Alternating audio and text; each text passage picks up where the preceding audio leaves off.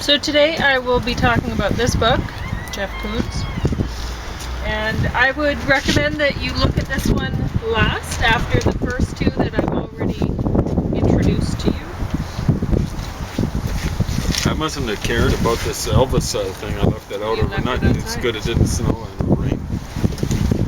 So, this is numbered, the pictures are numbered here. In the section, The Early, number 2, Inflatable Flower and Bunny. You might recognize that bunny. The bunny looks better than the flower. So, this one is from 1979 and it's a plastic pink bunny. So you'll have to go through the book to see it. Because if you look at the rabbit from 1989, stainless steel, it's a reinterpretation of the inflatable bunny, actually. And you can see it. Well, you know that. Yeah, I know, but it seems to me this inflatable thing is more satisfying. But, much more. Yeah. Well, this is the one that sold for a huge amount of money. I know. I'd rather pay a huge fortune for. But it's I'll the talk inflatable about bunny. this and why.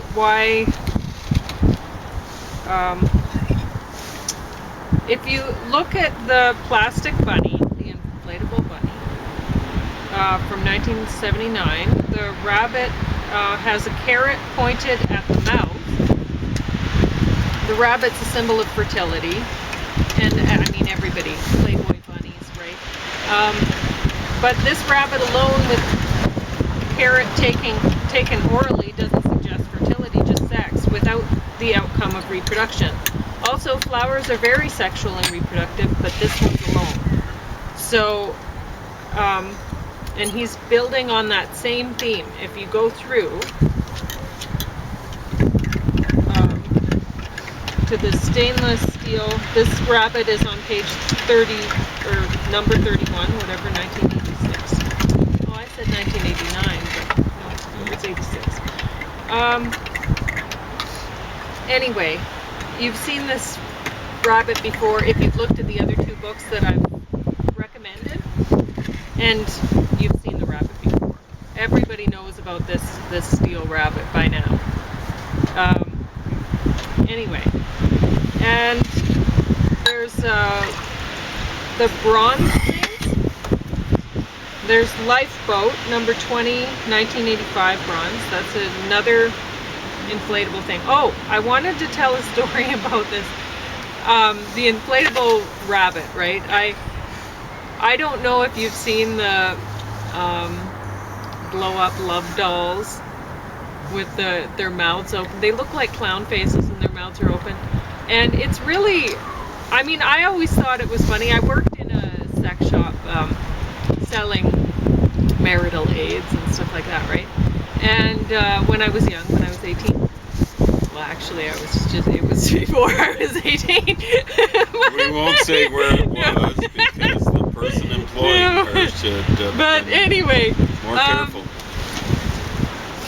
So I worked there, and one of the inflatable love dolls, my boss said, "Where did the $900 love doll go?" And I'm like, "We had a $900 love doll?"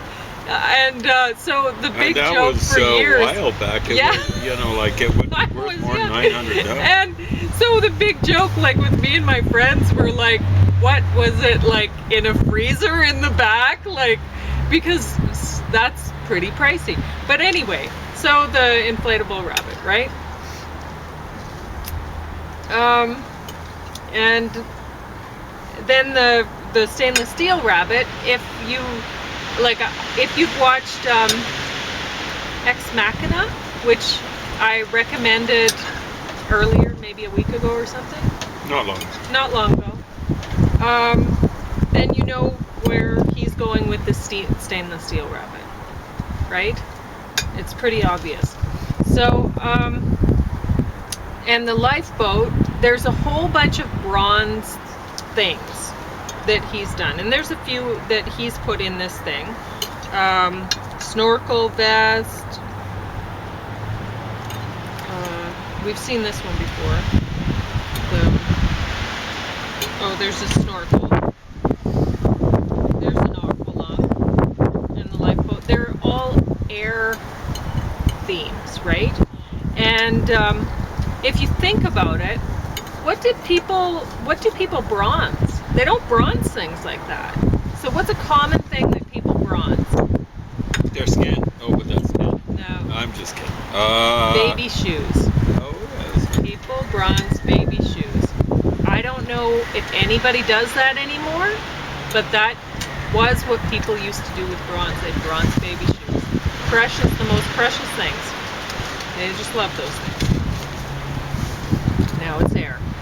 So, yeah, he definitely is playing around with that. He's doing yes. air things that well, he started off doing real air things, and then he went to really preserving them and kind of playing around, because it's air, it tends to be pretty insubstantial, unless it's pushing you around like this air that flies. Now, mind you, he writes in his notes for them, to me, stainless steel is the material of the proletariat. It's what pots and pans are made of. It's a very hard material, and it's fake luxury. That's what he writes about, why he was working with the steel rather than silver or something, because, I mean, he's selling these things for loads. Now, I hope I'm not showing this to the camera, or I'll get in trouble by... Holy smokes, this one's... Oh, it's not the dogs you're talking about. No. This one's called Ilana's Asshole. Gee. From 1991. And oil links on canvas, number 57 in this book. And I suspect this is why the binding, or what do you call that, is getting a little bit ragged. I think okay. People at open it up University to that, of Calgary, I think this is where this one came from. Yeah, yeah. Calgary Public Library, okay. Oh, So, that's interesting. Yeah. I guess it's available on the regular shelving. yeah, you could just go But, flip through that and see Ilana's Asshole. Yeah. Right there. But anyway, what I wanted to mention about this is it's interesting because you can see that she is not aroused, and it's really not, like, for me anyway, I don't know, you've looked at porn, is that sexy to you? It doesn't do anything for me. Not particularly. The I mean, guy he actually has isn't that turned on, but... well, I don't know. I think he just has a small penis. Oh, okay, honestly. maybe. Yeah. Like, it's, not everyone can Is have that a horn supposed of to be plenty Big like Jeff yours. or something like It that? is. It's him and his wife. Oh, that's Ilona. Yeah. I thought you were saying Ilona or something like that. Oil inks on canvas. Yeah. Anyway, it's rear ends don't, especially the more clinical ones, are not terribly interesting to me. The fact is, it's kind of interfering with my appetite here. Okay. Yeah. This kind of looks like, it honestly, it's about as exciting for me looking at that as looking at a medical text, honestly. Okay.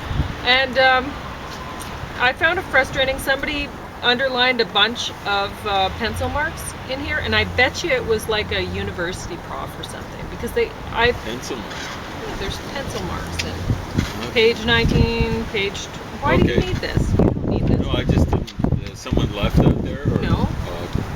They left pencil marks noticed, in the book. you've noted the pencil marks. Yes. Okay. But you actually didn't draw circles. Oh, I didn't You draw just in put the it book. on a I would never do Post-it. that. Well, I'm gonna give them even this your own books, note I saying scribbled up somebody my own books. scribbled in it. Not library books, it's all. But anyway, so I'm sorry I couldn't do a better review of this book because I'm not feeling well. I had planned to do a better review, but hopefully I did enough to tell you what I see in the artwork, which is, it's obvious to me that this is what the artwork is saying, and I haven't come across anybody who's said what I've just told you about the bronze baby shoes, about the air, about... Yeah, I think you're onto something. Any It of that. should be in the forward to that. There is a there's a preface or lot of foreword. writing in here. There's Yeah, a yeah. lot of writing that I've read about people talking about Jeff Koons, about him talking about his own work, how he's marketing it, and that's not what I'm seeing. He's the whole idea with the artists themselves is to blow smoke, right? Oh, sure. It's a marketing. Yeah. But the people, oftentimes, what they're doing is free marketing. I've seen this with my brother called him. I think I was looking at a biography of Bruce Springsteen, and my brother said, "Oh, it's more hagiography." Hagiography, exactly right, which is writing the lives of the saints. And that's what these things tend to be. So you get some flunky writing this stuff, basically, it's for the artist, but the artist isn't paying them. So it's pretty amazing. All right, so I would recommend this book very much. It's free to borrow from the public library, so you should take advantage of that. And I don't know if the binding they might rebind it by then, because what they usually do is just dump the book if it's a public library. It might not last too many more reads, so get it while you can. Yeah, you're sounding like Janis Joplin. She had a song that went that way.